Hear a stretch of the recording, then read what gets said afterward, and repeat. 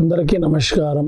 పెద్దవాళ్ళకు చిన్నవాళ్ళకు మా చిలక జోష్యం చూస్తున్న ప్రతి ఒక్కళ్ళకు ఈ కొత్త సంవత్సరం జనవరి మీకు చేసే పనిలో అనుకున్న పనిలో సవ్యంగా ఉండాలని, తమ చేసే వృత్తిలో జాబ్ విషయంలో తమ ఉద్యోగంలో ఉన్న వాళ్ళకు ఈ కొత్త సంవత్సరం 2024 సంవత్సరం జనవరి నెల ఈ సంక్రాంతి మూమెంట్లో మీకు చేసే పనిలో వ్యాపారం లాంటిది ఎలా ఉంది, ఇంకా కుటుంబ సమస్యల్లో, ఇంకా తమకు భార్య భర్తల్లో, వివాహంలో, పెళ్ళి పేరెంటాల్లో, గృహప్రవేశం లాంటివి, ఇంకా కొత్త పనులు ఏవేవి అనుకుంటారో ఈ 12 రాశుల మీద ఒక్కొక్క పేరు మీద ఎలా వస్తుందో అమ్మవారి సమ్మక్క సారక్క దయ వల్ల అందరికి 12 రాశుల వాళ్ళకు కూడా అందరికీ శుభాలే రావాలని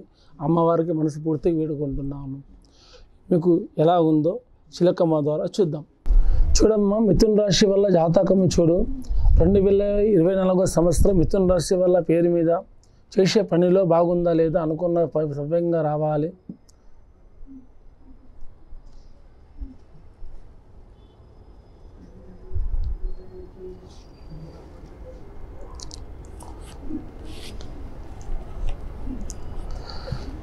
మిథున రాశి వల్ల జాతకంలో ఏముందంటే కానీ జనవరి నెల చేసే పనిలో, నమ్ముకున్న పనిలో హడావుడిగా ఎక్కువ చేస్తారు. ఆవేశాలు, కోపాలు కూడా ఎక్కువ ఉంటాయి. ఒకటి చేద్దామని వెళ్తారు, ఒక పని చేస్తారు.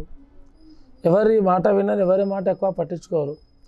తన బుద్ధి తనకి, తన తెలివి తనకి అనుకుంటారు. కొంచెం లోకం దృష్టి వల్ల కూడా, లోకుల చెడు దృష్టి వల్ల కూడా వాళ్ళకు లేనిపోని సమస్యలు, లేనిపోని అడ్డంకులు కూడా ఎదురొస్తాయి. ఇలాంటి ప్రాబ్లమ్స్ కూడా ముందుకు వస్తాయి. కానీ అలా వచ్చింది కాబట్టి మనం ఇట్లానే అనుకుంటే కాదు. ఇలాంటి ఏ ప్రాబ్లం ఉన్నా కూడా మీకు 21 తారీఖు నుంచి, అంటే మనకు సంక్రాంతి వెళ్ళిపోయినప్పటి నుంచి మీ చదువులో కానీ విద్యలో ఉన్న వాళ్ళు భయపడాల్సిందేం లేదు. అన్నిటికీ శుభం జరుగుతుంది.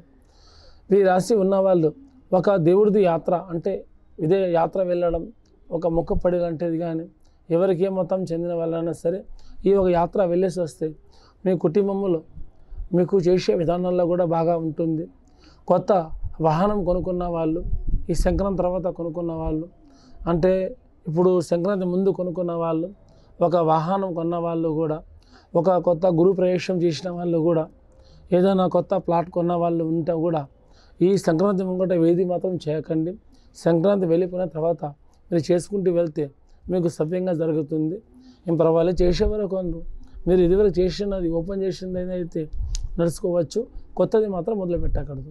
పాత ప్రకారంగా అది నడుచుకుంటూ వెళ్తే ఆ టేజీ సమయానికి అయ్యగారు చెప్పినట్టు మీరు పాటించుకుంటే అది ఇంకా సవ్యంగా జరుగుతుంది. దీంట్లో కూడా ఏముందంటే మీకు గృహప్రవేశం పూర్తి అయిన వాళ్ళు, అంటే ఇల్లు పూర్తిగా అయిపోయిన వాళ్ళు, ఒక టైం టేబుల్ ఒక 10 రోజుల ముందు ఉందంటేనే మీరు వెళ్ళిపోవచ్చు. కానీ ఒక వారం దగ్గరలోనే ఒక 2 రోజులు 3 రోజులు ఉందనగానే చెప్పంగానే ఈ అమావాస్య వస్తుంది. అంటే మన ఒక 10వ తారీఖు, ఇప్పుడు ఒక 10 రోజుల తర్వాత మళ్ళీ అమావాస్య వస్తుంది. ఈ అమావాస్య ముందుకు, ఈ సంక్రాంతి ముందుకు మీరు ఏ పని చేసినా కూడా అది సవ్యంగా మీ ముందుకు రాదన్నట్టు. మీరు ఏమైనా చేసేది ఉంటే అమావాస్య వెళ్ళిపోయిన తర్వాత, మళ్ళీ సంక్రాంతి వెళ్ళిపోయిన తర్వాత, కడిమి వెళ్ళిపోయిన తర్వాత, అంటే 16 నుంచి పడితే మీకు ఒక 18 తారీఖు నుంచి మీకు శుభాలు జరుగుతాయి. ఇలాంటి గృహప్రవేశంలో కానీ, వాహనం కొన్నా కానీ, ఏమైనా అప్పు ఇవ్వడం కానీ, అప్పు తీసుకోవడం కానీ, ఏదైనా ముందుకు ఏదైనా యాత్రలు వెళ్ళడం కానీ, ఇలాంటివి మీరు చేసుకున్నా కూడా శుభం జరుగుతుంది. కానీ దూర ప్రయాణం చేసే వాళ్ళకు, కొంచెం వాహనం ఉన్న వాళ్ళు, దూర ప్రయాణం చేసేవాళ్ళు కొంచెం జాగ్రత్తగా పాటించుకుంటే అది మీకు సవ్యంగా జరుగుతుంది. కానీ ఇంకా కుటుంబ విషయాల్లో కూడా కొంత సమయంలో చేసే పనిలో, అనుకున్న పనిలో కూడా అంతా కలిసిగా మాత్రం రావట్లేదు. ఈ సంక్రాంతి వెళ్ళిపోతే వాళ్ళ మీద ఉన్న కర్మ దోషం వెళ్ళిపోతుంది. 5 వారాలు వాళ్ళు ఎవరికి ఏమత చెందిన వాళ్ళు ఉన్నా కూడా 5 వారాలు ఆ దేవుడికి పూజ చేసి లాస్ట్ వారం వాళ్ళ చేయి మీదకి ఒక కొబ్బరికాయ పలగొట్టేస్తే వాళ్ళ దోషం, వాళ్ళ కర్మ కటాష్ అయిపోతుంది. కానీ కొబ్బరికాయ పలగొట్టలేని వాళ్ళు 5 మందికి తిరిగి పలహారం పంచి పెడితే కూడా అది కూడా శుభమవుతుంది. 5 వారాలు ఖచ్చితంగా పెట్టాలి. కానీ 5 వారాల తర్వాత వాళ్ళ ఇంట్లో ఎవరికి ఏ మతానికి చెందిన వాళ్ళు ఇంట్లో కూడా వచ్చి కూడా ఇంటితో శుభ్రం చేసి ఇంట్లో నీట్గా పెట్టుకోవాలి. అందరికీ నమస్కారం.